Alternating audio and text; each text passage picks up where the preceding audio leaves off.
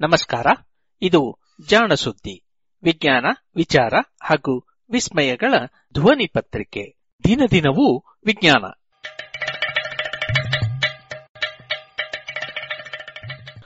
ಸಂಪುಟ 3 ಸಂಚಿಕೆ 316 ಆಗಸ್ಟ್ 3, 2020. ಸುದ್ದಿ ಸಂಶೋಧನೆ.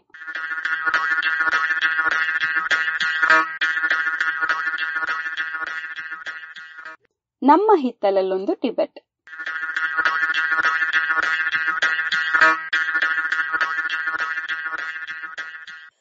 ಚೈನಾ ಮತ್ತು ಭಾರತದ ಗಡಿ ವಿವಾದ ಇನ್ನೂ ಸುದ್ದಿಯಲ್ಲಿರುವಾಗ ಇದ್ಯಾವುದಪ್ಪ ಹೊಸ ವಿವಾದ ಎನ್ನಬೇಡಿ. ಇದು ವಾಸ್ತವವಾಗಿ ನೆಲಕ್ಕೆ ಸಂಬಂಧಿಸಿದ್ದೇ ಅಲ್ಲ, ನೆಲದಲ್ಲಿ ಮೊಳೆಯುವ ಗಿಡಗಳಿಗೆ ಸಂಬಂಧಿಸಿದ್ದು.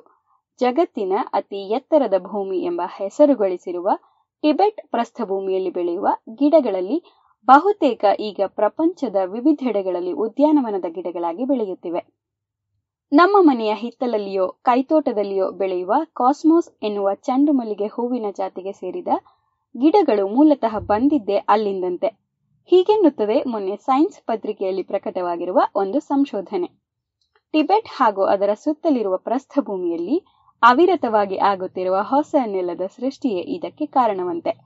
ಅಷ್ಟೇ ಅಲ್ಲ, ಭೂಮಿಯ ಮೇಲೆ ಹೀಗೊಂದು ಚಂದವಳ್ಳಿಯ ತೋಟ ಸೃಷ್ಟಿಯಾಗಿದ್ದು 6 ಕೋಟಿ ವರ್ಷಗಳ ಹಿಂದೆ. ಅಂದಿನಿಂದ ಇಂದಿನವರೆಗೂ ಟಿಬೆಟ್ ಪ್ರಸ್ಥಭೂಮಿ ವೈವಿಧ್ಯಮಯವಾದ ಹೂಗಿಡಗಳಿಗೆ ತವರಾಗಿದೆ ಎನ್ನುತ್ತದೆ ಈ ಸಂಶೋಧನೆ. ಯುನಾನ್ನಲ್ಲಿರುವ ಚೈನೀಸ್ ಅಕಾಡೆಮಿ ಆಫ್ ಸೈನ್ಸ್ನ ಸಸ್ಯ ವಿಜ್ಞಾನಿ ಯಾವು ಊ ಶಿಂಗ್ ಮತ್ತು ಸಂಗಡಿಗರು ಈ ಸಂಶೋಧನೆಯನ್ನು ನಡೆಸಿದ್ದಾರೆ. ಅದೇನು ಸಂಶೋಧನೆ ಎಂದಿರಾ? ಜೀವಿ ವೈವಿಧ್ಯದ ಬಗ್ಗೆ ನಾವು ಸಾಕಷ್ಟು ಕೇಳಿದ್ದೇವೆ. ವೈವಿಧ್ಯದಲ್ಲಿ ಸಸ್ಯಗಳದ್ದು ಎತ್ತಿದ ಕೈ. ಬಹುಶಃ ಒಂದೇ ಜಾತಿಯ ಸಸ್ಯದಲ್ಲಿರುವ 100 ಬಗೆಗಳು ಈ ಭೂಮಿಯನ್ನು ಸುಂದರವನ್ನಾಗಿಸಿರುವುದಷ್ಟೇ ಅಲ್ಲ, ಭೂಮಿಯಲ್ಲಿ ಜೀವಿಸುವ ಇತರೆ ಜೀವಿಗಳಿಗೆ ಹಲವಾರು ಅನುಕೂಲಗಳನ್ನು ಒದಗಿಸಿವೆ ಎನ್ನಬಹುದು. ಸಸ್ಯ ಪ್ರಪಂಚದಲ್ಲಿ ಹೂ ಬಿಡುವ ಸಸ್ಯಗಳದ್ದೇ ಒಂದು ರಾಜ್ಯ. ಬಹುಶಃ ನಮಗೆ ಪರಿಚಿತವಿರುವ ಸಸ್ಯಗಳಲ್ಲಿ ಬಹುತೇಕ ಆಂಜಿಯೋಸ್ಪರ್ಮೆ ಎನ್ನುವ ಈ ಕುಟುಂಬದ ಸಸ್ಯಗಳೇ ಎನ್ನಬಹುದು. ಪ್ರಾಣಿಗಳಲ್ಲಿ ಕಶೇರುಕಗಳು ಹೇಗೋ ಹಾಗೆ ಈ ಆಂಜಿಯೋಸ್ಪರ್ಮುಗಳು. ಪ್ರತಿಯೊಂದು ನೆಲೆಗೂ ತಕ್ಕಂತೆ ಹೊಂದಿಕೊಂಡಿರುವಂತಹ ಗಿಡಗಳನ್ನು ಇದರಲ್ಲಿ ಕಾಣಬಹುದು. ಹೀಗಾಗಿ ಕರಾವಳಿಗೆ ಬಲು ಸೊಗಸಾಗಿ ಹೊಂದಿಕೊಂಡಂತಹ ತೆಂಗು, ಅಡಕೆಯಂತೆಯೇ ಬೆಂಗಾಡಿಗೆ ಹೊಂದಿಕೊಂಡ ಈಚಲು, ಖರ್ಜೂರದ ಸಸ್ಯಗಳಿವೆ. ಹಾಗೆಯೇ ಅಲ್ಲಿ ಪಾಪಾಸು ಕಳ್ಳಿ ಇದ್ದಂತೆಯೇ ನೀರಿನಲ್ಲಿ ಬೆಳೆಯುವ ಚೊಂಡು ಸಸ್ಯಗಳಿವೆ.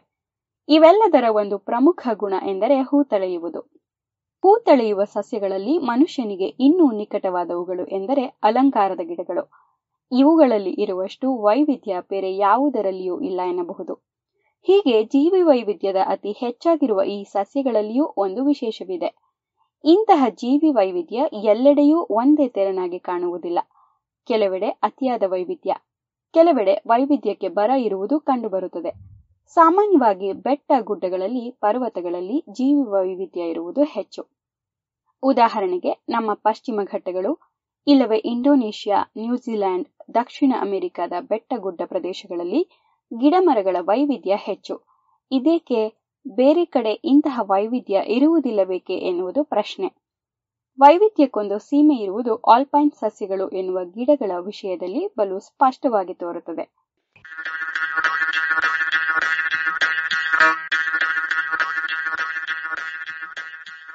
ಸಸ್ಯರಾಶಿಗಳನ್ನು ಅವುಗಳ ಭೌಗೋಳಿಕ ನೆಲೆಗಳಿಗೆ ಅನುಗುಣವಾಗಿ ವಿಂಗಡಿಸುತ್ತಾರೆ. ಉದಾಹರಣೆಗೆ ಅತಿ ಹೆಚ್ಚು ಮಳೆ, ತೇವಾಂಶ, ಬಿಸಿಲು ಇರುವಂತಹ ಪ್ರದೇಶಗಳಲ್ಲಿ ಇರುವ ಹಸಿರು ಕಾಡುಗಳು ಒಂದು ಬಗೆ.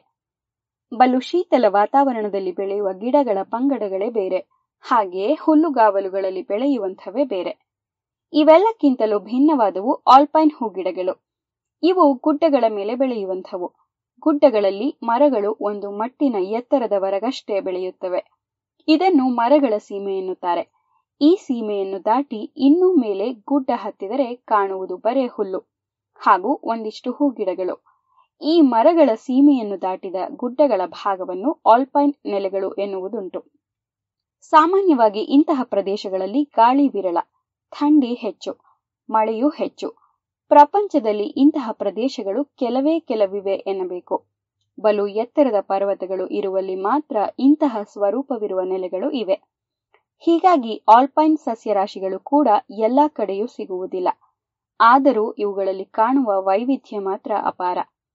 ಇಂತಹ ಒಂದು ನೆಲೆ ನಮ್ಮ ಹಿಮಾಲಯದ ಟಿಬೆಟ್ ಪ್ರಸ್ಥಭೂಮಿಯಲ್ಲಿ ಇದೆ. ಟಿಬೆಟ್ಟಿನ ದಕ್ಷಿಣ ಭಾಗದಿಂದ ಹಿಡಿದು ಟಿಬೆಟ್ಟು ಹಾಗೂ ಅಲ್ಲಿಂದ ಉತ್ತರಕ್ಕೆ ಇರುವ ಕೈಲಾಸ ಪರ್ವತದವರೆಗಿನ ಪ್ರದೇಶಗಳಲ್ಲಿ ಇಂತಹ ನೆಲೆಗಳನ್ನು ನೋಡಬಹುದು. ಈ ಪ್ರದೇಶ ಪ್ರಪಂಚದಲ್ಲಿಯೇ ಬಲು ವಿಶಿಷ್ಟ. ಬಲು ಎತ್ತರದ ಪ್ರದೇಶವಷ್ಟೇ ಅಲ್ಲ, ಇಲ್ಲಿರುವ ಹೂಗಿಡಗಳಲ್ಲಿ ವೈವಿಧ್ಯವೂ ಹೆಚ್ಚು. ನಮ್ಮೂರಿನ ತೋಟಗಳಲ್ಲಿ ಕಾಣುವ ಹಲವಾರು ಅಲಂಕಾರಿಕ ಸಸ್ಯಗಳು ಈ ಭೂಭಾಗಗಳಿಂದಲೇ ಬಂದಂಥವು. ಇದೇಕೆ ಹೀಗೆ? ಆಲ್ಪೈನ್ ಗಿಡಗಳು ಕೆಲವೇ ನೆಲೆಯಲ್ಲಿ ಬೆಳೆಯುತ್ತಿದ್ದರೂ ಅಷ್ಟೊಂದು ವಿಭಿನ್ನ ಬಗೆಗಳೇಕೆ ಇವೆ? ಇದು ಪ್ರಶ್ನೆ. ಇದನ್ನು ಅರ್ಥ ಮಾಡಿಕೊಳ್ಳಲು ಈ ಚೈನೀ ವಿಜ್ಞಾನಿಗಳು ಆಯ್ದುಕೊಂಡದ್ದು ಟಿಬೆಟ್ ಸುತ್ತಮುತ್ತಲಿರುವ ಪ್ರಸ್ಥಭೂಮಿಯನ್ನು. ಇದು ಕೂಡ ಆಲ್ಪೈನ್ ಹವಾಗುಣ ಇರುವಂಥದ್ದೇ. ಟಿಬೆಟ್, ಹಿಮಾಲಯ ಹಾಗೂ ಚೈನಾದ ಹೆಂಗ್ಡುವಾನ್ ಪರ್ವತ ಶ್ರೇಣಿಗಳಲ್ಲಿ ಬೆಳೆಯುವ ಹೂಗಿಡಗಳ ಬಗೆಗಳನ್ನು ಅವರು ಕೂಲಂಕುಷವಾಗಿ ಅಧ್ಯಯನ ಮಾಡಿದರು. ಇಲ್ಲಿಯೇ ವಿಶೇಷವಾದಂತಹ ಸುಮಾರು 3000 ಗಿಡಗಳಿವೆ. ಮೊದಲಿಗೆ ಇಲ್ಲಿನ ಶೀತಲ ಬೆಟ್ಟಗಳಲ್ಲಿ ಕಾಣುವ ಹುಲ್ಲುಹಾಸು ದಕ್ಷಿಣ ಅಮೆರಿಕದಲ್ಲಿ ಇಷ್ಟೇ ಎತ್ತರವಿರುವ ಪರ್ವತಗಳಲ್ಲಿ ಇರುವಂತೆಯೇ ಇದೆ. ಆದರೆ ಇಲ್ಲಿನ ಗಿಡಗಳಲ್ಲಿ ವೈವಿಧ್ಯ ಹೆಚ್ಚು. ದಕ್ಷಿಣ ಅಮೆರಿಕದ ರಾಕಿ ಪರ್ವತಗಳಲ್ಲಿ ಇರುವುದಕ್ಕಿಂತಲೂ 10 ಪಟ್ಟು ಇಲ್ಲಿನ ಗಿಡಗಳು ವೈವಿಧ್ಯಮಯವಾಗಿವೆಯಂತೆ. ಇಷ್ಟು ವೈವಿಧ್ಯವಿರುವ ಗಿಡಗಳು ಇಲ್ಲಿ ಎಂದಿನಿಂದ ನೆಲೆಯಾಗಿವೆ? ಹೇಗೆ ಬದಲಾಗಿವೆ? ಈ ಪ್ರದೇಶಗಳಲ್ಲಿ ನೆಲೆಗೊಳ್ಳುವ ಮೊದಲು ಇವು ಎಲ್ಲಿದ್ದಿರಬಹುದು? ಇತ್ಯಾದಿ ಪ್ರಶ್ನೆಗಳನ್ನು ಈ ಚೈನೀ ತಂಡ ಕೇಳಿತು. ಇದಕ್ಕಾಗಿ ಇವರು ಮಾಡಿದ್ದಿಷ್ಟೆ. ಹಿಮಾಲಯ ಪರ್ವತಗಳ ದಕ್ಷಿಣ ಭಾಗದಲ್ಲಿಂದ ಆರಂಭಿಸಿ ಪೂರ್ವಕ್ಕೂ ಉತ್ತರಕ್ಕೂ ಹರಡಿಕೊಂಡಿರುವ ಆಲ್ಪೈನ್ ನೆಲೆಗಳನ್ನು ಗುರುತಿಸಿದರು. ಈ ಪ್ರತಿಯೊಂದರಲ್ಲಿಯೂ ಇರುವ ಪುರಾತನ ಪಳೆಯುಳಿಕೆಗಳನ್ನು, ಇಂದು ಅಲ್ಲಿ ಇರುವ ಗಿಡಗಳನ್ನು ಗಮನಿಸಿದರು. ಇಂದು ಇಲ್ಲಿ ಬೆಳೆಯುತ್ತಿರುವ ಗಿಡಗಳ ನಡುವಣ ಸಂಬಂಧಗಳನ್ನು, ಅವುಗಳ ತಳಿ ಗುಣಗಳ ಹಾಗೂ ತಳಿ ರಾಸಾಯನಿಕಗಳನ್ನು ಹೋಲಿಸಿ ನಿರ್ಧರಿಸಿದರು. ಅನಂತರ ಈ ಪರ್ವತ ಭಾಗಗಳು ಯಾವಾಗ ರೂಪುಗೊಂಡವು ಎಂದು ಗಣಿಸಿದರು.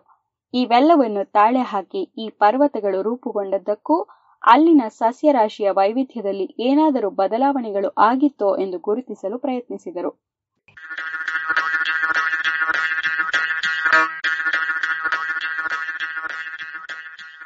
ಇಲ್ಲಿ ಈ ಆಲ್ಪೈನ್ ಗಿಡಗಳು ನೆಲೆಯಾಗಿದ್ದವು ಎಂಬ ಪ್ರಶ್ನೆಗೆ ಉತ್ತರ ತುಸು ಸುಲಭ. ಏಕೆಂದರೆ ಇಲ್ಲಿನ ಪರ್ವತಗಳು ಮರದ ಸೀಮೆಯನ್ನೂ ಮೀರಿ ಎತ್ತರಕ್ಕೆ ಬೆಳೆದಂದಿಗಿಂತಲೂ ಮೊದಲು ಇಲ್ಲಿ ಈ ಆಲ್ಪೈನ್ ಗಿಡಗಳು ಬೆಳೆದಿರುವುದು ಅಸಾಧ್ಯ. ಹೀಗಾಗಿ ಈ ಪರ್ವತಗಳು ಮರಗಳ ಸೀಮೆಗಿಂತಲೂ ಎತ್ತರವಾಗಿದ್ದವು ಎನ್ನುವುದನ್ನು ಅರ್ಥ ಮಾಡಿಕೊಂಡರೆ ಆ ಪ್ರಶ್ನೆಗೆ ಉತ್ತರ ಸಿಕ್ಕ ಹಾಗೆಯೇ ಸರಿ. ಇಲ್ಲಿನ ಶಿಲೆಗಳ ಅಧ್ಯಯನದಿಂದ ಇದು ಸಾಧ್ಯ. ಟಿಬೆಟ್ಟಿನ ದಕ್ಷಿಣ ತುದಿಯಲ್ಲಿರುವ ಭಾಗ 4.5 ಕಿಲೋಮೀಟರ್ಗಿಂತಲೂ ಎತ್ತರಕ್ಕೆ ಏರಿದ್ದು ಸುಮಾರು ಇಯೋಸೀನು ಕಲ್ಪದಲ್ಲಿ. ಇಯೋಸೀನು ಎನ್ನುವುದು ಭೂಮಿಯ ಚರಿತ್ರೆಯಲ್ಲಿ ಒಂದು ಕಾಲಘಟ್ಟ. ಇದು ಸುಮಾರು 3 ಕೋಟಿ ವರ್ಷಗಳಿಗೂ ಹಿಂದಿನ ಕಾಲಘಟ್ಟ. ಇದಾದ ನಂತರದ್ದು ಎಂದರೆ 2.5 ಕೋಟಿ ವರ್ಷದಿಂದ 3 ಕೋಟಿ ವರ್ಷಗಳು ಹಿಂದಿನ ಅವಧಿ. ಇದನ್ನು ಒಲಿಗೋಸೀನು ಎನ್ನುತ್ತಾರೆ. ಇದಾದ ನಂತರದ್ದು ಮಯೋಸೀನು ಎಂದರೆ ಸುಮಾರು 50 ಲಕ್ಷ ವರ್ಷಗಳಿಂದ 2.5 ಕೋಟಿ ವರ್ಷಗಳವರೆಗಿನ ಅವಧಿ. ಟಿಬೆಟ್ಟಿನ ಪ್ರಸ್ಥಭೂಮಿ ತುಸು ಇತ್ತೀಚಿನದ್ದು ಹಾಗೂ ಇದಕ್ಕೆ ಹೊಂದಿಕೊಂಡಂತೆ ಇರುವ ಚೈನಾದ ಹೆಂಗ್ಡುವಾನ್ ಪರ್ವತ ಬಲು ಇತ್ತೀಚಿನದ್ದು. ಅಂದರೆ ಮಯೋಸೀನು ಕಾಲದಲ್ಲಿ ಇದು ಉಂಟಾಗಿದ್ದು. ಈ ಅವಧಿಗಳಲ್ಲಿನ ಇಲ್ಲಿನ ಪರ್ವತಗಳ ಎತ್ತರವಷ್ಟೇ ಬದಲಾಗಿದ್ದಲ್ಲ, ಇಲ್ಲಿನ ಹವಾಗುಣವೂ ಬದಲಾಗುತ್ತಿತ್ತು. ಇಯೋಸೀನು ಅವಧಿ ಮುಗಿಯುವ ಹೊತ್ತಿನಲ್ಲಿ ಇಲ್ಲಿ ಬಲು ಬಿಸಿಯಾದ ವಾತಾವರಣವಿತ್ತಂತೆ. ಇದು ಇಲ್ಲಿ ಕಾಣುವ ಆ ಕಾಲದ ಪಳೆಯುಳಿಕೆಗಳಿಂದ ತಿಳಿಯುತ್ತದೆ. ಇದರ ಜೊತೆಗೆ ಇಲ್ಲಿರುವ 18 ಕುಟುಂಬಗಳ ಸಸ್ಯಗಳ ತಳಿಗುಣಗಳನ್ನು ಇವರು ಕೂಲಂಕುಷವಾಗಿ ಅಧ್ಯಯನ ಮಾಡಿ ಒಂದಕ್ಕೊಂದನ್ನು ಹೋಲಿಸಿ ವಂಶವೃಕ್ಷವನ್ನು ತಯಾರಿಸಿದ್ದಾರೆ. ಜೊತೆಗೆ ಈ ತಳಿಗುಣಗಳಲ್ಲಿರುವ ವ್ಯತ್ಯಾಸಗಳನ್ನು ಅಳೆದು ಆ ವ್ಯತ್ಯಾಸಗಳು ಎಷ್ಟು ಹಿಂದೆ ಉಂಟಾಗಿರಬಹುದು ಎಂದು ಗಣಿಸಬಹುದು. ಅರ್ಥಾತ್ ಒಂದು ಕುಟುಂಬದಲ್ಲಿ 2 ಶಾಖೆಗಳು ಯಾವಾಗ ಆದುವು ಎನ್ನುವ ಕಾಲವನ್ನು ಅಂದಾಜಿಸಬಹುದು. ಹೀಗೆ ವಂಶವೃಕ್ಷದಲ್ಲಿನ ಟಿಸಿಲುಗಳು ರೂಪುಗೊಂಡ ಕಾಲವನ್ನು ಆಯಾ ಪ್ರದೇಶದಲ್ಲಿನ ಶಿಲಾರಚನೆಗಳು ಉಂಟಾದ ಕಾಲದೊಂದಿಗೆ ಹೋಲಿಸಿದ್ದಾರೆ. ಹೀಗೆ ಇಲ್ಲಿನ ಪರ್ವತ ಸೃಷ್ಟಿಯ ಕ್ರಿಯೆಗೂ ಜೀವಿ ವೈವಿಧ್ಯಕ್ಕೂ ಸಂಬಂಧ ಇರಬಹುದೇ ಎಂದು ಪರಿಶೀಲಿಸಿದ್ದಾರೆ. ಫಲಿತಾಂಶ ಟಿಬೆಟ್ ತಪ್ಪಲಿನ ಜೀವಿ ವೈವಿಧ್ಯಕ್ಕೆ ಅಲ್ಲಿನ ಪರ್ವತಗಳು ರೂಪುಗೊಂಡದ್ದು ಹಾಗೂ ಅದಕ್ಕೆ ತಕ್ಕಂತೆ ಅಲ್ಲಿನ ಹವಾಗುಣ ಬದಲಾದದ್ದು ಕಾರಣ. ಅಂದರೆ ಹಿಮಾಲಯ ಪರ್ವತಗಳು ರೂಪುಗೊಳ್ಳುವುದಕ್ಕೂ ಮೊದಲು ಇಲ್ಲಿ ಇಷ್ಟೊಂದು ಬಗೆಯ ಆಲ್ಪೈನ್ ಸಸ್ಯರಾಶಿ ಇರಲಿಲ್ಲ. ಅದೇನಿದ್ದರೂ ಅನಂತರವಷ್ಟೇ ಹೆಚ್ಚಾಗಿರಬೇಕು ಎನ್ನುವುದು ಇವರ ತರ್ಕ. ಅದಕ್ಕೆ ತಕ್ಕ ಹಾಗೆ ಇಲ್ಲಿ ಅನಂತರದ ಕಾಲಘಟ್ಟದಲ್ಲಿ ಪರ್ವತಗಳು ಇನ್ನೂ ಎತ್ತರವಾಗಿ ದಕ್ಷಿಣದಿಂದ ಬಂದ ತೇವದ ಗಾಳಿಯನ್ನು ತಡೆಯಲಾರಂಭಿಸಿದವು. ಮುಂಗಾರು ಮಾರುತಗಳು ಉಂಟಾದವು ಎನ್ನುತ್ತಾರೆ ವಿಜ್ಞಾನಿಗಳು. ಇದಾಗಿದ್ದು ಮಯೋಸಿನ್ ಕಾಲಘಟ್ಟದಲ್ಲಿ ಸುಮಾರು 1.5 ಕೋಟಿ ವರ್ಷಗಳ ಹಿಂದೆ. ಅಲ್ಲಿಯವರೆಗೂ ಶುಷ್ಕವಾಗಿದ್ದ ಪ್ರದೇಶ ಈ ಮುಂಗಾರು ಮಾರುತಗಳಿಂದಾಗಿ ತೇವವಾಗಲು ಆರಂಭಿಸಿರಬೇಕು. ಇನ್ನಷ್ಟು ಹೊಸ ಬಗೆಯ ಸಸ್ಯಗಳಿಗೆ ಹಾದಿ ಮಾಡಿಕೊಟ್ಟಿರಬೇಕು ಎನ್ನುವುದು ಇವರ ತರ್ಕ. ಏಕೆಂದರೆ ಇಲ್ಲಿನ ಸಸ್ಯರಾಶಿಗಳ ವಂಶವೃಕ್ಷವನ್ನು ಗಮನಿಸಿದರೆ ಅವು ಈ ಕಾಲಘಟ್ಟದಲ್ಲಿ ಹಲವು ಟಿಸಿಲುಗಳಾಗಿ ಬೇರ್ಪಟ್ಟಿರುವುದು ಕಾಣುತ್ತದೆ. ಅಂದು ಆರಂಭವಾದ ಈ ಟಿಸಿಲೊಡೆತ ಇನ್ನೂ ನಿಂತಿಲ್ಲವಂತೆ. ಅಂದರೆ ಇಂದಿಗೂ ಈ ಟಿಬೆಟ್ಟಿನ ಪ್ರಸ್ಥಭೂಮಿಯಲ್ಲಿನ ಸಸ್ಯರಾಶಿ ಇನ್ನೂ ಬಗೆವಡೆಯುತ್ತಿದೆ ಎನ್ನಬಹುದು. ಇದು ಕೇವಲ ಹಿಮಾಲಯದ ದಕ್ಷಿಣ ಭಾಗದಲ್ಲಷ್ಟೇ ಅಲ್ಲ, ದಕ್ಷಿಣದಿಂದ ಪೂರ್ವಕ್ಕೆ, ಅಲ್ಲಿಂದ ಉತ್ತರಕ್ಕೆ ಹೋದಂತೆಲ್ಲ ಪರ್ವತಗಳು ರೂಪುಗೊಂಡ ಕಾಲಘಟ್ಟ ಹಾಗೂ ಮುಂಗಾರು ಆರಂಭವಾದ ಕಾಲಘಟ್ಟಗಳಿಗೆ ತಕ್ಕಂತೆ ಅಲ್ಲಿರುವ ಸಸ್ಯರಾಶಿಯು ವೈವಿಧ್ಯಮಯವಾಗುತ್ತಾ ಹೋದದ್ದು ಕಾಣುತ್ತದೆ. ಅರ್ಥಾತ್ ಒಂದೆಡೆ ದಕ್ಷಿಣದಿಂದ ಭಾರತ ಖಂಡವೆಂಬ ಭೂಭಾಗವು ಉತ್ತರದಲ್ಲಿರುವ ಚೈನಾವನ್ನು ಒತ್ತರಿಸಿದಂತೆಲ್ಲ ನೆಲ ಮಡಚಿಕೊಂಡು ಪರ್ವತವಾಯಿತು. ಹೆಚ್ಚೆಚ್ಚು ಒತ್ತಿದಂತೆಲ್ಲ ಹೆಚ್ಚೆಚ್ಚು ಎತ್ತರವಾಯಿತು. ಈ ಹೊಸ ಪರ್ವತ ಸೃಷ್ಟಿ ಇಲ್ಲದಿದ್ದರೆ ಇಲ್ಲಿಯೂ ರಾಕಿ ಪರ್ವತಗಳಂತೆ ಕಡಿಮೆ ಬಗೆಯ ಸಸ್ಯಗಳೇ ಕಾಣುತ್ತಿದ್ದುವು. ಇದರ ಜೊತೆಗೆ ಇಲ್ಲಿ ಮುಂಗಾರು ಮಳೆ ಎಂಬ ಪ್ರಕ್ರಿಯೆಯು ಆರಂಭವಾಯಿತು. ಈ ಪ್ರಕ್ರಿಯೆ ದಕ್ಷಿಣ ತುದಿಯಿಂದ ಮುಂದುವರೆದಂತೆಲ್ಲ ದಕ್ಷಿಣದಲ್ಲಿ ಮಾತ್ರ ಇದ್ದ ಗಿಡಗಳು ಪೂರ್ವದಲ್ಲಿಯೂ ಬೆಳೆಯಲು ಆರಂಭಿಸಿದವು. ಅನಂತರ ಅವು ನಿಧಾನವಾಗಿ ಉತ್ತರಕ್ಕೂ ಅಂದರೆ ಚೈನಾ ಭಾಗವನ್ನು ತಲುಪಿದವು. ಹೀಗೆ 3 ಕೋಟಿ ವರ್ಷಗಳ ಹಿಂದೆ ಆರಂಭವಾದ ಈ ಕ್ರಿಯೆ ಇನ್ನೂ ನಡೆಯುತ್ತಲೇ ಇದೆ. ಏಕೆಂದರೆ ಇಲ್ಲಿ ಈಗಲೂ ಪರ್ವತಗಳು ಎತ್ತರವಾಗುವುದು ನಿಂತಿಲ್ಲ. ಹಾಗೆಯೇ ಮುಂಗಾರು ಮಾರುತದಲ್ಲಿಯೂ ಬದಲಾವಣೆಗಳಾಗುತ್ತಿವೆ. ಇವೆಲ್ಲದರ ಪರಿಣಾಮ ಮುಂದೆ ಈ ಸಸ್ಯಗಳ ಮೇಲೂ ಆಗಬಹುದು ಎನ್ನುವುದು ಇವರ ಕಾಳಜಿ. ಇದರ ಜೊತೆಗೆ ಮನುಷ್ಯರ ಚಟುವಟಿಕೆಗಳಿಂದಾಗಿ ಇಲ್ಲಿ ಆಗುವ ಬದಲಾವಣೆಗಳು ಬಹುಶಃ ಈ 3 ಕೋಟಿ ವರ್ಷಗಳಿಂದ ಸಾಗಿ ಬಂದ ಕ್ರಿಯೆಯನ್ನು ದಿಕ್ಕು ತಪ್ಪಿಸಬಹುದು. ನಮ್ಮೆಲ್ಲರ ತೋಟಗಳಿಗೆ ರಂಗು ತಂದ ಗಿಡಗಳ ತೊಟ್ಟಿಲು ಮುರಿದು ಬೀಳಬಹುದು ಎನ್ನುವ ಎಚ್ಚರಿಕೆಯನ್ನು ಇವರು ನೀಡಿದ್ದಾರೆ.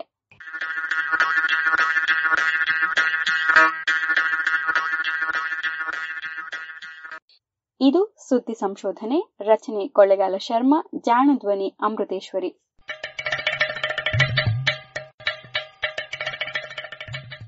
ಜಾಣ ಸುದ್ದಿಯ ಬಗ್ಗೆ ಸಲಹೆ ಸಂದೇಹಗಳು ಇದ್ದಲ್ಲಿ ನೇರವಾಗಿ 9886640328 ಈ ನಂಬರಿಗೆ ವಾಟ್ಸಪ್ ಮಾಡಿ, ಇಲ್ಲವೇ ಕರೆ ಮಾಡಿ.